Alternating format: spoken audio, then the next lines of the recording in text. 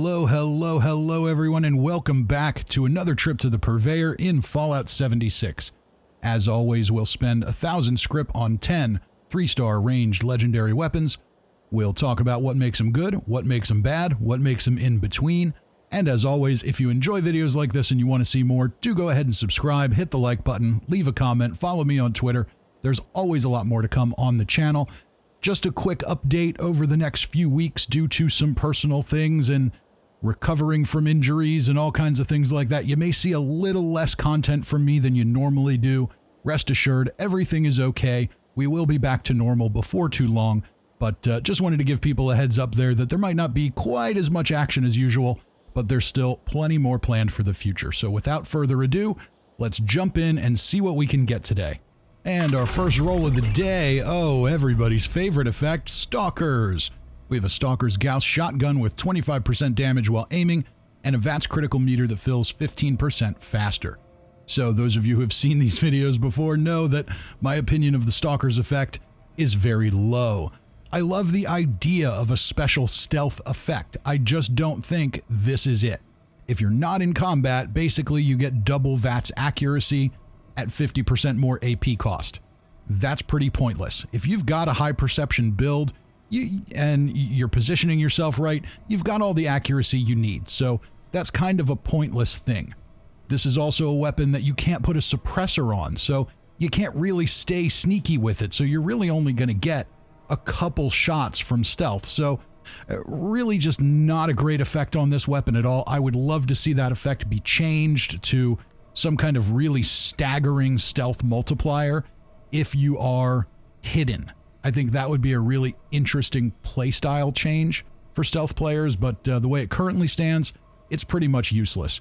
Extra damage while aiming doesn't hurt to have that, but the primary effect makes it kind of a waste. VATS critical meter filling 15% faster conflicts with that second star, so unfortunately, this one's destined for the Scrip bin.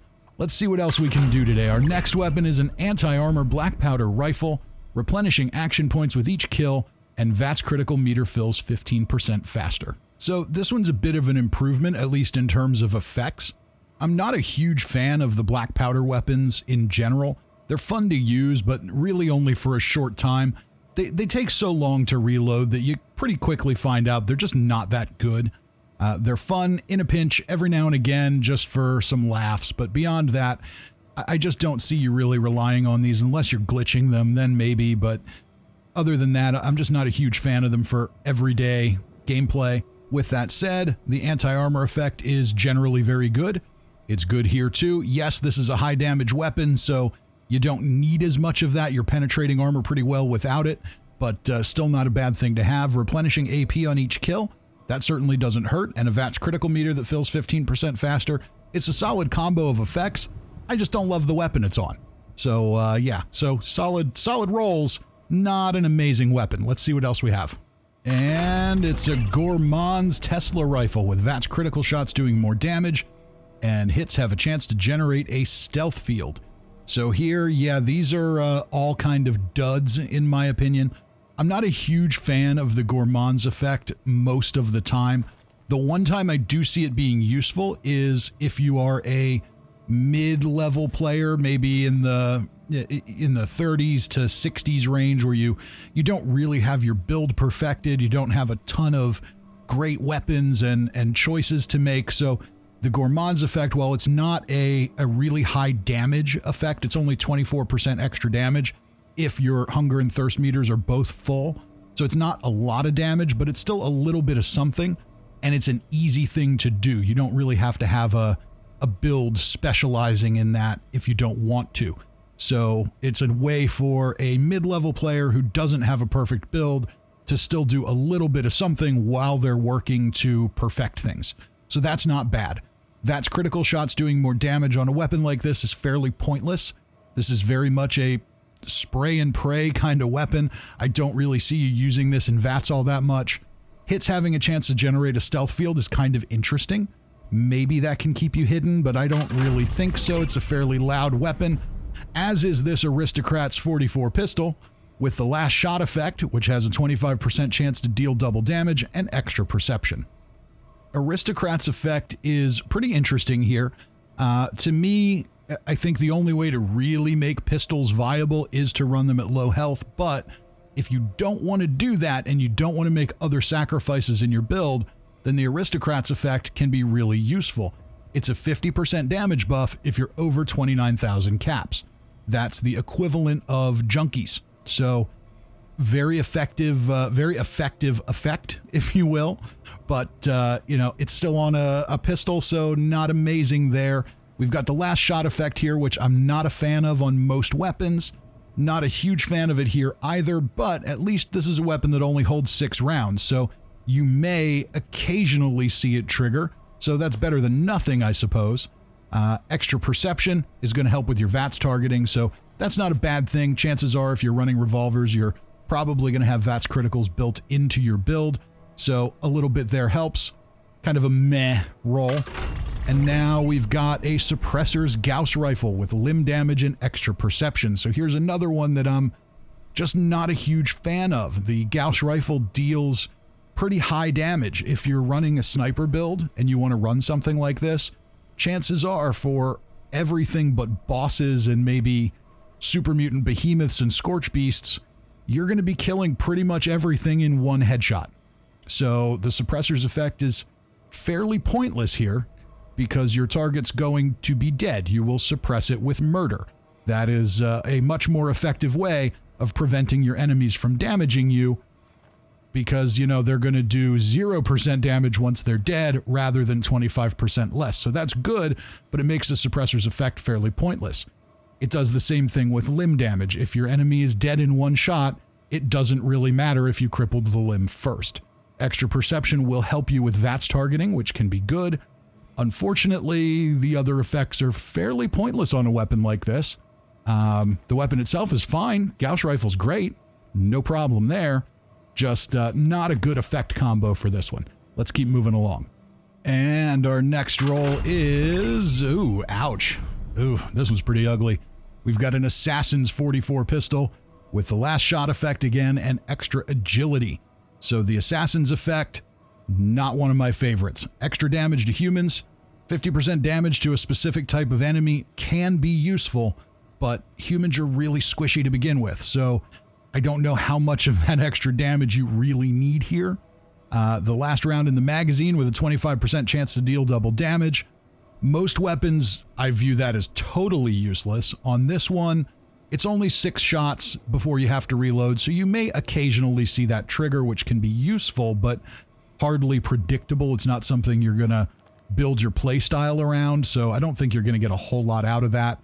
Extra agility here is going to give you more AP, so if you're using it in VATS, which again with revolvers you probably will be, that's a good thing, but the rest of it, really just not a great combo. There are situational damage effects that can be useful, but Assassins just really isn't one of them unless you're a player who just really likes to go after human NPCs and really likes to use revolvers. Then maybe this can be a weapon for you, but for anybody else, for looking for a general use kind of weapon, this one's going to be a dud. And this one is... okay, this one's a little better. We've got a Mutants lever action rifle with extra VATS hit chance and 250 damage resistance while reloading. So the Mutants effect a few months ago got a pretty solid buff from where it was at. It still doesn't really stack up with some of the better effects like Bloodied or Junkies or Aristocrats, but it's definitely an improvement over what it was. Basically, you get 5% more damage for each mutation, which maxes out at 25%. So 5 mutations gives you 25% more damage.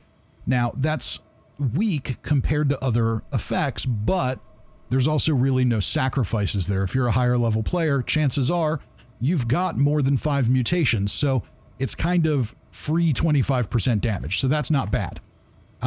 Certainly not as good as other things, but not bad. Extra VATS hit chance is really powerful on a weapon like this.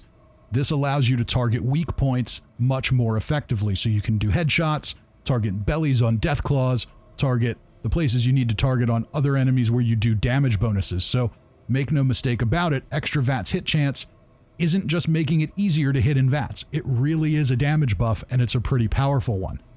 Damage resistance while reloading. I'm not a huge fan of this effect, but the reload isn't super quick on there, so not bad. And this one, the Junkie's Broadsider, 50% VATS hit chance, and VATS critical meter fills 15% faster. So, not in love with this. The Broadsider is definitely improved from where it once was. All of the explosive launcher weapons do a much better job than they used to. If you equip the Grenadier perk, you're going to get a wider explosive radius as well. So they definitely do much better. They don't break in 5 shots like they used to either, although I still think they could do a better job with durability on these.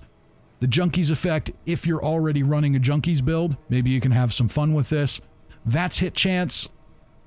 I'm not a huge fan of VATS with these weapons because their explosion is an area of effect kind of damage, but if you miss in VATS, the shot just magically disappears from the game. It just vanishes. So I feel like maybe that needs a little help because, you know, if I shoot at something's leg and I miss and there's other enemies around, it should still hit the ground and do some damage, right? So a little weird there.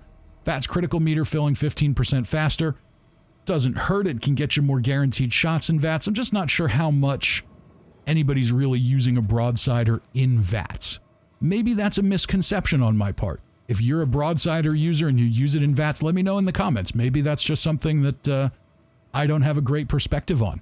All right, we've got 2 left, and this one is a Mutant Slayer's Explosive Assault Rifle with extra agility. So, this one is not bad.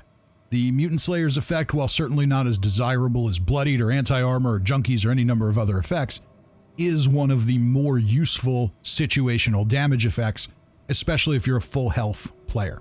So having a weapon around like this that can do some of that is not a bad thing. Bullets exploding for area damage is going to give you a nice little damage buff. Extra agility is going to help you with some extra AP for VATS.